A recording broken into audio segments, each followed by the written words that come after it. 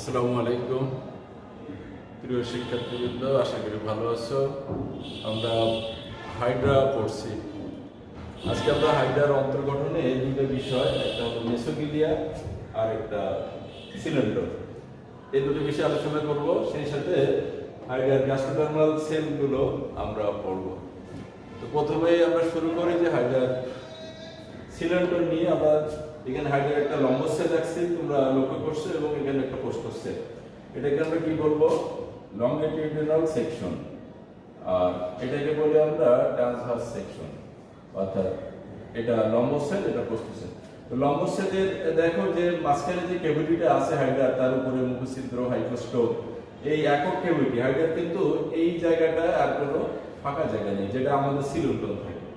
তো হাইড্রার এই কারণে কি হয়, মাঝখানে একটা গহ্বর সৃষ্টি হয়। এই গহ্বরটাকে আমরা সিলিন্ড্রন বলি। এই গহ্বরটা আমরা এখানে দেখাচ্ছি, দেখো যে প্রস্থচ্ছেদের বাইরে তার বহিঃস্তরের কোষ, ভিতরে অন্তঃস্তরের কোষ, মাঝখানে মেসোগিলিয়া, আর অন্তঃস্তরের কোষগুলো ঘিরে যে গহ্বরটা এখানে থাকে, সেই গহ্বরটা মূলত হলো সিলিন্ড্রন। তো সিলিন্ড্রন এটা এরকম নাম কেন সেটা আমরা জানি যে হাইড্রা তো দ্বিস্তরী প্রাণী, এদের মাঝখানে যে মেসোডার্মাল লেয়ার এটা থাকে না ভ্রূণের স্তরে, যে কারণে সিলোম গঠন হয় না। এরা অ্যাসিলোমেট প্রাণী। অ্যাসিলোমেট প্রাণী যেহেতু সিলোম নেই, কিন্তু আমরা উন্নত প্রাণী, আমাদের কিন্তু সিলোম আছে। আমাদের যদি বডিয়ল এবং আমাদের গার্ড বা পৌষ্টিক নালী, এটা মাঝখানে কিন্তু একটা ক্যাভিটি আছে, যে ক্যাভিটিতে সাপোজ আমাদের উপরের দিকে লাংস, হার্ট, নিচের দিকে কিডনি, এগুলো থাকে। এদের এরকম ক্যাভিটি নেই, এই ক্যাভিটিকে আমরা সিলোম বলি। আর আমাদের পরিপাক নালীর ভিতরে যে গহ্বর, মুখ থেকে পাইপ পর্যন্ত, স্টোমাকের ভিতরে বড়, ইন্টেস্টাইন একটু ছোট, এই টোটাল গহ্বরটিকে আমরা এন্ট্রন বা আন্তরিক গহ্বর বলি। আমরা বলছি যে আমাদের ভিতরকার যে পৌষ্টিক নালীর বাইরের গহ্বরটা হলো সিলোম, আর ভিতরের গহ্বরটা হলো এন্ট্রন। এই সিলোম আর এন্ট্রন এদের আলাদা গহ্বর না থাকার কারণে এদেরকে আমরা বলছি যে একক গহ্বর। এই দুটো মিলে সেই গহ্বরটা সৃষ্টি করে বলে এদের নাম হলো সিলেন্ট্রন, অর্থাৎ সিলোম আর এন্ট্রন। এই দুটোকে যদি আমরা কম্বাইন করি তাহলে এরকম গঠন হয়, সিলোম যোগ এন্ট্রন। এই দুটো মিলে আমরা কি দেখছি যে সিলেন্ট্রন, সিওইএলইএনটিইআরওএন, সিলেন্ট্রন। তাহলে সিলেন্ট্রন হলো সিলোম আর এন্ট্রন, এই দুইটা ক্যাভিটি যেটা উন্নত প্রাণীদের আছে, এই দুইটা গহ্বরের সমন্বিত রূপ একক গহ্বর। ঠিক আছে? তো এই একক গহ্বরটা এদের কি কাজ করে? আমাদের সিলোম যে কাজগুলো করে, আমাদের এন্ট্রন বা আন্তরিক গহ্বর যে কাজগুলো করে, এই সব কাজেই এরা এই গহ্বরের মধ্যে সম্পন্ন করে। যেমন আমাদের পৌষ্টিক নালীর ভিতরকার যে গহ্বর এন্ট্রন, তার ভিতরে কি হয়, যে আমাদের পরিপাক হয়, পরিশোষণ হয়, তাই না? খাদ্যদ্রব্য আমরা সেখানে গ্রহণ করি, এখান থেকে আমাদের অপচ অংশটা বের হয়ে যায়। এটা আমাদের এন্ট্রনের কাজ বা আন্তরিক গহ্বরের কাজ। আমাদের সিলোমের কাজ কি? আমাদের সিলোমে যে ভিসারাল অর্গানগুলো থাকে, আমাদের কিডনি তার রেশনের কাজ, আমাদের হার্ট রক্ত সংবহনের কাজ, আমাদের লাংস শ্বসনের কাজ। ঠিক আছে? তাহলে এই যে শ্বসন, রেশন, তারপরে আমাদের যে প্রজনন, এই সব কাজগুলো কোথাতে হয়? ওই সিলোম দিয়ে হয়। তাহলে হাইড্রার ক্ষেত্রে দেখো যে আমাদের পৌষ্টিক নালীর কাজ সেটা হলো পরিপাক, আবার এদের যে পরিবহন, যেটা আমরা আমাদের ক্ষেত্রে সংবহন বলছি, সেই সংবহন, রেশন ইত্যাদি সব কাজগুলো, শারীরবৃত্তিক কাজগুলো এই একটা ক্যাভিটি বা একক গহ্বর, যাকে আমরা সিলিন্ড্রন বলছি, এইটা দিয়েই সম্পন্ন হয়। কিভাবে হয় সেটা আমরা হাইড্রার যখন এই সকল শারীরবৃত্তিক কাজগুলো পড়বো তখন তোমরা লক্ষ্য করবে। ঠিক আছে? আমরা পরের ক্লাসে আমরা হাইড্রার নিউট্রিশন বা পুষ্টি নিয়ে আলোচনা করবো, সেখানে পরিপাক পড়বো।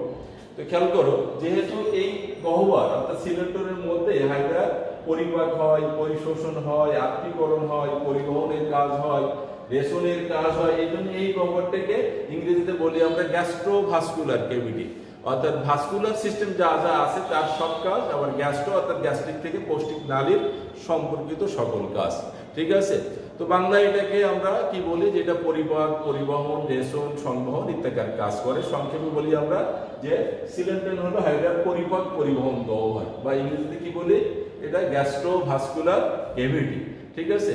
তো হাইড্রার এই অন্তঃস্তরের কোষগুলিকে এই জন্য আমরা গ্যাস্ট্রোডার্মও বলি, সেটা আমরা শিখবো আজকে। তো সিলিন্ড্রনের তাহলে কাজ কি? সিলিন্ড্রনের কাজ আবার বলছে, সিলিন্ড্রন কাকে বলে? সিলিন্ড্রন হলো হাইড্রা বা এই জাতীয় সিলিন্ডারের দেহের ভিতরে যে একক গহ্বর, সেই গহ্বরটাকে আমরা কি বলবো? সিলিন্ড্রন। আর এই সিলিন্ড্রনের মধ্যে দিয়ে এদের পরিপাকের কাজ হয়, এদের যে পরিশোষণের কাজ সেটাও সম্পন্ন হয়, এদের যে পরিবহনের কাজ সেটাও সম্পন্ন হয়, রেশনের কাজ সেটাও সম্পন্ন হয়। ঠিক আছে, এই জন্য এই গহ্বরটাকে আমরা হাইড্রার পরিপাক পরিবহন গহ্বর বলি, সংক্ষেপে ইংরেজিতে বলা হয় গ্যাস্ট্রোভাস্কুলার ক্যাভিটি। ঠিক আছে, পরে একটা টার্ম আজকে আমরা পড়বো, সেটা হলো মেসোগিলিয়া। মেসোগিলিয়া কি? আমরা জানি যে হাইড্রা ডিপ্লোপ্লাস্টিক অ্যানিমাল। হাইড্রা কেন ডিপ্লোপ্লাস্টিক অ্যানিমাল?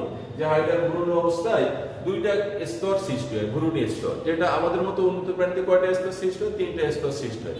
যেমন বাইরেরটাকে বলি আমরা এক্টোডার্ম, আমাদের ভিতরের পস্টিনালি যেটা দিয়ে তৈরি হয় সেটাকে এন্ডোডার্ম বলি, আর আমাদের এই যে সিলোম বললাম এটা সৃষ্টি হয় মাঝখানে যেটা গহ্বর, যেটা লেয়ার থাকে ভ্রূণের স্তর, সেটা হলো মেসোডার্ম। তাহলে এই মেসোডার্ম এদের নেই, তাহলে কি থাকবে? যে ভ্রূণ অবস্থায় এবং দেহের পরিপূর্ণ অবস্থায় দেহের বাইরে একটা কোষীয় স্তর থাকে সরল, এবং ভিতরে আরেকটা কোষীয় স্তর থাকে। এই দুইটা স্তর থাকে বলে এদেরকে আমরা দ্বিস্তরী প্রাণী বা ডিপ্লোপ্লাস্টিক অ্যানিমাল বলি। তাহলে হাইড্রা কেন ডিপ্লোপ্লাস্টিক অ্যানিমাল? যে হাইড্রার ভ্রূণ অবস্থায় এবং পরবর্তীতে পূর্ণাঙ্গ অবস্থায় দেহের কোষে দুইটা করে স্তর থাকে, একটা হলো বাইরে এবং ভিতরে, মধ্যবর্তী করে স্তর থাকে না। এই জন্য এদেরকে আমরা দ্বিস্তরী প্রাণী বা ডিপ্লোপ্লাস্টিক অ্যানিমাল বলি। ঠিক আছে, তো এটা কেন ডিপ্লোপ্লাস্টিক অ্যানিমাল? আমরা যেটা এখন আলোচনা করবো সেটা হলো মেসোগিলিয়া। মেসোগিলিয়া কি? যেহেতু হাইড্রা বললাম ডিপ্লোপ্লাস্টিক, তাহলে দুইটা স্তর, মধ্যবর্তী যে উন্নত প্রাণীর স্তর থাকে যারা সিলোমেট প্রাণী, তাদের ক্ষেত্রে সেটা মেসোডার্ম বা মধ্যবর্তী স্তর। এই মেসোডার্ম এদের থাকে না। তাহলে মেসোডার্মের পরিবর্তে এদের এইখানে কোষীয় কোনো স্তর নেই, অকোষীয় জেলির মতো একটা স্তর থাকে। এই স্তরটা হাইড্রার বহিঃস্তর এবং অন্তঃস্তরের কোষসমূহকে সিমেন্টের মতো আটকে রাখে।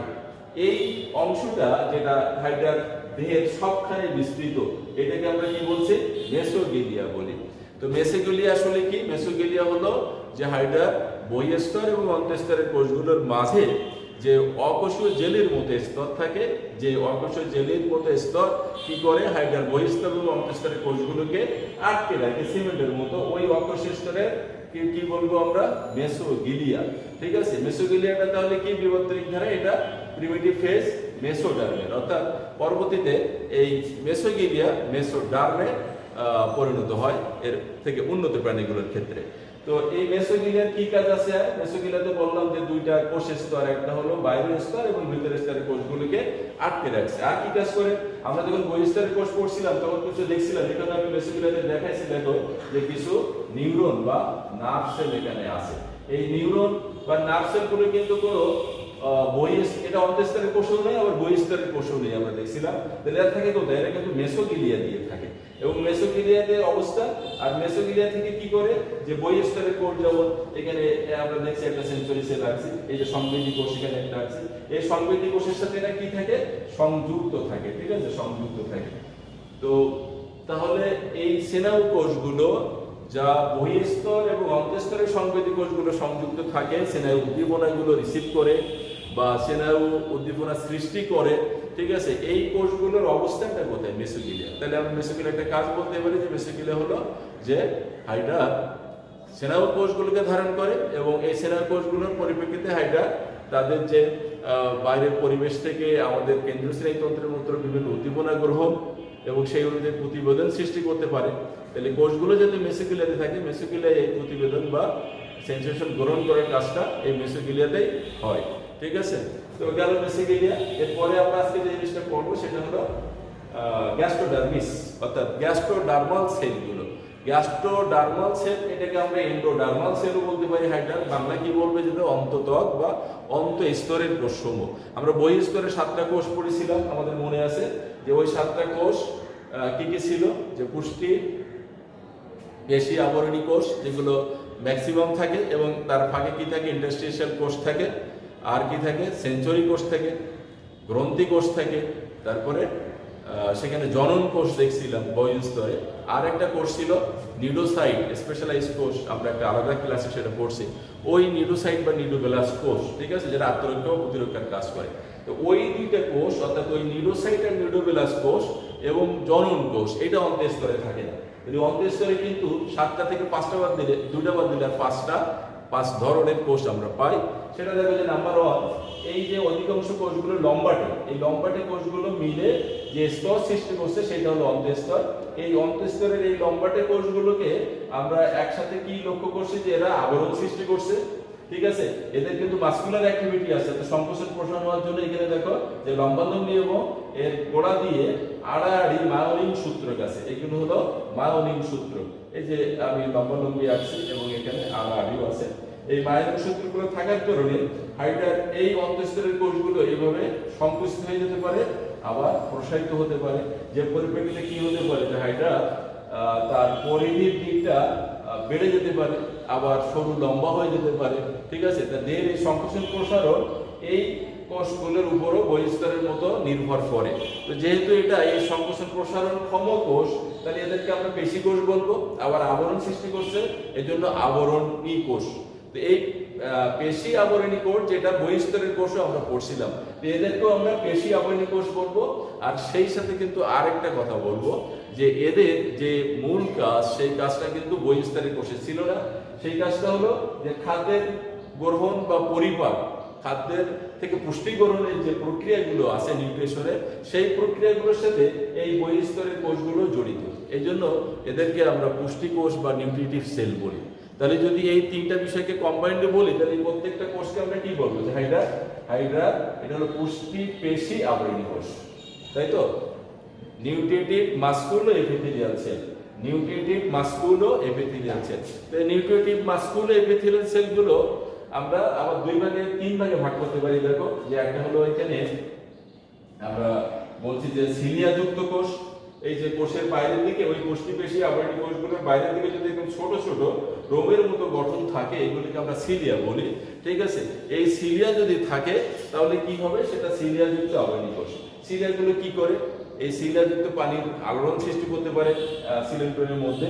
সেখানে তোমার রেশনের কাজ হতে পারে, অথবা খাদ্য ভেঙে যেতে পারে, পরিপাকের কাজ হতে পারে। ঠিক আছে, তো এই সিলিয়াযুক্ত কোষ এখানে আছে। তোমরা এই সিলিয়াযুক্ত আবরণী কোষ আগেও নিচের ক্লাসে পড়ছো। এখানে দেখো যে দুটো বড় গঠন আছে, এগুলো ফ্ল্যাজেলা বলা হয়। এগুলো সিলিয়ার মতো অত ছোট না, বেশ বড় এবং সংখ্যা কিন্তু কম থাকে। আমি দুটো দেখাচ্ছি। তো এইবার 2টা বা 4টা কি থাকতে পারে, ফ্ল্যাজেলা থাকতে পারে প্রত্যেকটা কোষের এই ভিতরের দিকে, যে দিকটা তোমার সিলিন্ড্রোডের মধ্যে। এই ফ্ল্যাজেলা গুলো যদি থাকে, তখন ওই পুষ্টি পেশি আবরণী কোষকে আমরা কি বলবো, ফ্ল্যাজেলা যুক্ত পুষ্টি পেশি আবরণী কোষ। মনে থাকবে, ফ্ল্যাজেলা যুক্ত পুষ্টি পেশি আবরণী কোষ। এই ফ্ল্যাজেলা দিয়ে এরা কি তৈরি করতে পারে, পানির স্রোত সৃষ্টি করতে পারে, পানির আলোড়ন সৃষ্টি করতে পারে। যে আলোড়নটা সৃষ্টি হলে কি হবে, যে ভিতরকার যে খাদ্যবস্তু যদি থাকে সেগুলো খানিকটা ভেঙে যাবে, বহিঃকোষীয় পরিপাক সেখানে সম্পন্ন হবে। অথবা সিলিন্ডারের মধ্যে থেকে যে পানি বের করে দেওয়ার কাজ বা পানি ঢুকানোর কাজ, সেইটা এই আবর্তন, পানির আবর্তনের মাধ্যমে এরা করতে পারে। ফ্ল্যাজেলা যুক্ত পুষ্টি পেশি আবরণী কোষগুলো সে কাজ করতে পারে। ঠিক আছে, এই পুষ্টি পেশি আবরণী কোষের 3 নম্বর যেটা দেখো, যেখানে কিছু ক্ষণপথ দেখাইছি আমি, এটা অ্যামিবার মতো ক্ষণপথ সৃষ্টি করতে পারে বলে এই কোষগুলোকে আমরা ক্ষণপথযুক্ত কোষ বা অ্যামিবয়েড সেল বলি। অ্যামিবয়েড সেল, অ্যামিবয়েড সেল কি করবে, এই ক্ষণপথের সাহায্যে এই সিলিন্ড্রন থেকে, এখানে কি আছে সিলিন্ড্রন, সেখান থেকে খাদ্য কণাগুলোকে ফ্যাগোসাইটোসিস প্রক্রিয়া ধরে কোষের অভ্যন্তরে নিয়ে যাবে। তাহলে কোষের অভ্যন্তরে কেন নিয়ে যাবে, কোষের অভ্যন্তরে নিয়ে যাবে তার থেকে পুষ্টি বা খাদ্য সার গ্রহণ করার জন্য। তাহলে এটা পুষ্টি প্রক্রিয়া। এই প্রক্রিয়া কি হবে, যে তার পরবর্তীতে খাদ্যের যে অন্তঃকোষীয় পরিপাক সেটা সেখানে সম্পন্ন হবে। তাহলে অন্তঃকোষীয় পরিপাকের জন্য খাদ্য কণাগুলোকে ধরে সাইটোপ্লাজমে নিয়ে যাওয়ার কাজটা করা হয় ফ্যাগোসাইটোসিস প্রক্রিয়া। সেই প্রক্রিয়ায় এই ক্ষণপথগুলো সাহায্য করে। ঠিক আছে, তাহলে এই ক্ষণপথযুক্ত কোষ এক ধরনের পুষ্টিপেশী আবরণী কোষ। তাহলে পুষ্টিপেশী আবরণী কোষগুলোর সাধারণত 3টা ধরন। একটা ধরন সিলিয়াযুক্ত, 2 নম্বর ধরন ফ্ল্যাজেলা যুক্ত, 3 নম্বর ধরন হলো ক্ষণপথযুক্ত কোষ। এবং এই 3 প্রকার কোষেই এদের পুষ্টির সাথে জড়িত। এই জন্য এই পুষ্টিপেশী আবরণী কোষগুলোকে প্রধানত আমরা এই 3 ভাগে ভাগ করি। ঠিক আছে, পুষ্টি কোষগুলোকে। এছাড়া দেখো যে এই কোষগুলোর মাঝে মাঝে বহিঃস্তরে যেমন দেখছিলাম, এখানেও আছে ইন্টারস্টিশিয়াল সেল আছে। এই যে আমি আঁকছি, এই ইন্টারস্টিশিয়াল সেলগুলো কিন্তু অনেকগুলো ছোট ছোট সেলের প্যাকেট বা বান্ডেল আমরা বলতে পারি। এই ক্লাস্টার অফ সেলগুলো তোমরা জানো যে এরা টোটিপোটেন্ট সেল, অর্থাৎ এদের থেকে সব ধরনের কোষ তৈরি হতে পারে। তোমাদের একটা কথা বলি যে এদের এই পরিপক্ক কোষ, যেটা আমরা পুষ্টিপেশী আবরণী কোষের কথা বলছি, বা নিউরোসাইট কোষ যেটা আমরা পড়েছি, এদের যে গ্রন্থি কোষ, এগুলো কোনোটাই কিন্তু বিভাজনের মাধ্যমে নতুন কোষ সৃষ্টি করতে পারে না। তাহলে ওই সকল কোষ যখন মরে যায়, ডিস্ট্রয় হয়, নষ্ট হয়, তখন কি হয়? তখন কিন্তু হাইড্রা এই ছোট ছোট কোষ এক একটা যে সেখানে ওই কোষগুলো সৃষ্টি করতে পারে। তো হাইড্রার অমর প্রাণী, আমরা জানি যে হাইড্রার দেহের কিন্তু বিনাশ হয় না সাধারণ প্রক্রিয়া। কেন জানো? যে হাইড্রার এই কোষ, প্রত্যেকটা কোষ একটা নির্দিষ্ট সময় পর পর আবার আমাদের অনেক কোষ, যেমন তোমরা জানো লোহিত কণিকাগুলো নির্দিষ্ট সময় 120 দিন পর মরে যায়, নতুন নতুন লোহিত কণিকা সৃষ্টি হয়, এদের কোষগুলো সবই মারা যায়। এবং ব্রেন বলে একজন বিজ্ঞানী, তোমরা এই বিজ্ঞানীর নামটা কোনো বইতে পাবে, দেখো ব্রেন, এটা 1955। উনি গবেষণা করে দেখছেন যে হাইড্রা এই ইন্টারসেল সেলগুলো দিয়ে পুরা সমস্ত কোষগুলো, দেহের ভিতরে এবং বাইরে সমস্ত কোষগুলো 1.5 মাস, অর্থাৎ 45 ডেজ, এই 45 দিন পর পর প্রায় সব কোষগুলো কি হয়? নতুন করে তৈরি হয়। ঠিক আছে? তাহলে একটা কোষ নষ্ট হয়ে যাবে, অর্থাৎ হাইড্রার কোষগুলো সাধারণত তাহলে কতদিন বাঁচতে পারে? 45 দিন করে। তারপরে এক একটা কোষকে কিন্তু নতুন করে বিভাজনের মাধ্যমে কোষ সৃষ্টি হবে না, ওই কোষগুলো সৃষ্টি হবে এই বিভাজনক্ষম ইন্টারসেল সেলগুলো থেকে। তাহলে ইন্টারসেল সেল কি করতে পারে? হাইড্রার যে কোনো কোষের পুনর্গঠনে সহায়তা করে এরা, এবং এভাবে হাইড্রাকে কি করে? অমর করে বাঁচিয়ে রাখে। কারা? ইন্টারসেল কোষ। কোথায় থেকে? বাইরে থেকে এবং ভিতরে থেকে। তাহলে ইন্টারসেল কোষগুলো আমরা বুঝলাম। এরপরে যে কোষ, সেই কোষটা আমরা বহিঃস্তরও লক্ষ্য করছি। এখানে দেখো যে লম্বাটে একটা করে নিউক্লিয়াস যুক্ত কোষ আছে, এবং তার একটা সংবেদী রোম কিন্তু সিলিন্ড্রনের দিকে বর্ধিত আছে। এই সংবেদী রোম যুক্ত এই কোষগুলোকে বলি আমরা সংবেদী কোষ। সংবেদী কোষ, সেন্সরি সেল। তাহলে সেন্সরি সেল কি করবে? যে কোনো ধরনের সেন্সেশন বা পরিবেশের যে কোনো ধরনের উদ্দীপনা তারা গ্রহণ করতে পারে। গ্রহণ করে কি করবে? এটা দিয়ে দেয় কোথায়? বেসিক্যালি অবস্থিত নিউরন বা এদের নার্ভ সেলগুলোকে তারা পৌঁছে দেয়। ঠিক আছে? সেই এবং নার্ভ সেলগুলো কি করে? সেখানে এই অনুযায়ী প্রতিবেদন সৃষ্টি করে বা কি করণীয় সেটা তারা ডিসিশন নেয়। তো এই সংবেদী কোষগুলো তোমার এক ধরনের কোষ, যেটা পাওয়া যায় কোথায়? আমাদের হাইড্রার অন্তঃস্তরে বা গ্যাস্ট্রোডার্মিসে। ঠিক আছে? তো এখানে যদি আমরা এই নার্ভ সেলগুলো আলোচনা করি, তাহলে নার্ভ সেলগুলো যদি বললাম যে দুই পাশেই থাকে না, থাকে মধ্যবর্তী স্তরে মেসোগ্লিয়াতে, তাহলে আমরা বহিঃস্তরে যদি আলোচনা করতে করি, তাহলে এটা অন্তঃস্তরে আলোচনা করতে হবে। অর্থাৎ নিউরন বা নার্ভ সেলগুলো যেটা কোথায় থাকে? এটা মেসোগ্লিয়াতে থাকে। এটাও এক ধরনের কোষ যেটা অন্তঃস্তরে থাকে, যেগুলো সংবেদী কোষ থেকে বিভিন্ন ধরনের উদ্দীপনা গ্রহণ করে প্রতিবেদন সৃষ্টি করা তাদের কাজ। ঠিক আছে? হাইড্রার সম্মুখে কোনো শত্রু প্রাণী আসলো বা শিকার আসলো, তাহলে তার দিকে তাকে ধাবিত হতে হবে। ঠিক আছে? পরিবেশের কোনো বিরূপ অবস্থা সৃষ্টি হলো, তার থেকে পালাতে হবে। তাহলে এই কাজগুলোর জন্য এর অনুভূতিটা কি নেবে? অনুভূতি নেবে সংবেদী কোষগুলো। তারপরে সেই ডিসিশনটা নেবে যেখান থেকে সরে দাও বা খাদ্যের দিকে আকৃষ্ট হও, এগিয়ে যাও। এই কাজগুলো কিন্তু এই মেসোগ্লিয়াস্থ নিউরনগুলো এ ধরনের ডিসিশন বা সিদ্ধান্ত সেখানে সৃষ্টি হবে। হাইড্রার সমগ্র কোষ, সংকোচনশীল কোষ যেটা আমরা দেখলাম, বহিঃস্তরের কোষ অধিকাংশ এবং অন্তঃস্তরের কোষ সবই মাস্কুলার সেল, অর্থাৎ তাদের সংকোচন প্রসারণের ক্ষমতা আছে। আর যে ক্ষমতা দিয়ে তারা হাইড্রাকে কি করতে পারবে? ওই দিকে মুভ করাতে পারবে। ঠিক আছে? তাহলে ওই মুভমেন্টের আমাদের কিন্তু এই যে মাস্কুলার অ্যাক্টিভিটি সব ডিপেন্ড করে কি? আমাদের সাথে যে মোটর নিউরনগুলো আছেন ব্রেন থেকে কানেক্টেড, সেই ব্রেনের নির্দেশনায় মাসলগুলো আমরা কাজ করে। ঠিক একইভাবে এই নার্ভ সেলগুলোর নির্দেশনায় বহিঃস্তর এবং অন্তঃস্তরের পেশিকোষগুলো সক্রিয় হয়ে হাইড্রাকে মুভ করাবে। বুঝলাম আমরা? ঠিক আছে? নিউরন। তাহলে এই সেন্সরি সেল এবং নিউরন এটা অন্তঃস্তরের কোষ। আর এক প্রকার কোষ আছে, দেখো আমি এখানে আসছি, এই কোষটা হলো গ্রন্থি কোষ। তো হাইড্রার গ্রন্থি কোষ কাকে বলি আমরা? গ্রন্থি কোষ। গ্রন্থি কোষ হলো সেই কোষ যে কোষ থেকে কোনো বস্তু নিঃসৃত হয়, কোনো বস্তু সেক্রেট করে। অর্থাৎ সেক্রেট যদি করে তাহলে সেক্রেটারি সেল বা গ্রন্থি কোষ। তো হাইড্রার এই সেক্রেশন বা নিঃসরণগুলো দুই ধরনের হয়। একটা হলো শুধু মিউকাস, অর্থাৎ তরল সিলিপি এক ধরনের বস্তু যা কি করে? খাদ্যকে গলদকরণ করতে সাহায্য করে হাইড্রার। তাহলে এই ধরনের মিউকাস ছাড়া হাইড্রা কিন্তু আমরাও যেমন আমাদের যে সেলিভারি গ্ল্যান্ডগুলো আছে তার থেকে সেলিভা না আসলে আমরা খাদ্য গিলতে পারি না, ঠিক একইভাবে এই মিউকাস ছাড়া কিন্তু খাদ্য এদের হাইপোস্টোমি যখন আসবে তখন এখান থেকে গেলা সম্ভব হবে না, অর্থাৎ খাদ্য এই সিলিন্ডারের মধ্যে আনা সম্ভব হবে না। তাহলে মিউকাস করণের প্রয়োজন আছে। এমনকি এদের যে পাদশক্তি, এই পাদশক্তির নিচে কি থাকে? এই গ্রন্থি কোষ থাকে, সেখান থেকে মিউকাস করণ হলে হাইড্রা গ্লাইডিং প্রক্রিয়ায় যে চলন সেটা সম্পন্ন করে। আমরা চলনে এটা দেখাবো যে কিভাবে এই মিউকাস গ্লাইডিং চলনে সহায়তা করে। এছাড়া দেখো যে হাইড্রার এই সিলিন্ডারের মধ্যে খাদ্যবস্তু পরিপাক হবে, আমরা এই জন্য গ্যাস্ট্রোলাইসিস বলছি। তাহলে পরিপাক হওয়ার জন্য কিন্তু পরিপাকের এনজাইম লাগবে। তাহলে এনজাইম অর্থাৎ উৎসেচক বিভিন্ন খাদ্য ভাঙার জন্য তাও কিন্তু এই গ্রন্থি কোষ থেকে আসবে। তাহলে পরিপাক সম্পূর্ণ রাসায়নিক পরিপাক সম্পন্ন করার জন্য যে এনজাইমগুলোর প্রয়োজন, সেই এনজাইমও এই গ্রন্থি কোষগুলো সৃষ্টি করে। তাহলে গ্রন্থি কোষগুলো কয় ধরনের হতে পারে? গ্রন্থি কোষগুলো দুই ধরনের হতে পারে। একটা হলো শুধু মিউকাস নিঃসরণকারী গ্রন্থি কোষ, আরেকটা হলো এনজাইম নিঃসরণকারী গ্রন্থি কোষ। ঠিক আছে? তো আমরা এই গ্রন্থি কোষের আলোচনার মধ্য দিয়ে হাইড্রার অন্তঃস্তরের যে কোষগুলোর বর্ণনা সেটা শিখলাম।